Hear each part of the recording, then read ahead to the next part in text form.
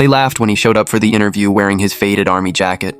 One of them whispered, "He can't even lift a box." James Turner, 58, stood quietly, gripping his resume like it was the last piece of dignity he had.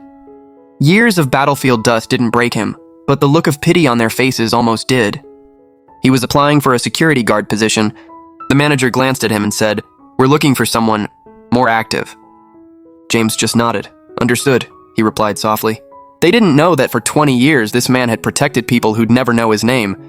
He once led a unit through a desert storm when communication failed and everyone thought they'd die. He carried wounded soldiers for miles under enemy fire when medevac couldn't find them. His knees gave out years ago, but his will never did. And yet now, in normal life, he was just too old. A week later, the same company called him for a night shift trial. No one expected much. Midnight. Rain slammed hard on the roof of the warehouse.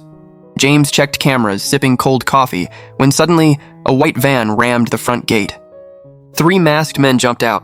He hit the silent alarm and moved, calm but fast. The robbers stormed in, yelling, weapons flashing. James ducked behind a forklift.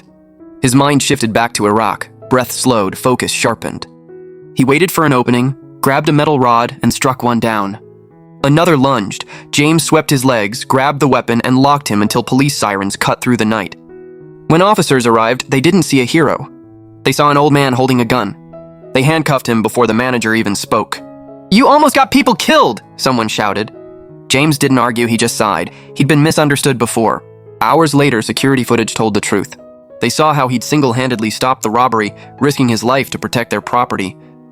The same manager who laughed at him came to his house the next morning, shaking, apologizing, and offering him a permanent position with a raise. James just smiled and said, "I wasn't fighting for a job.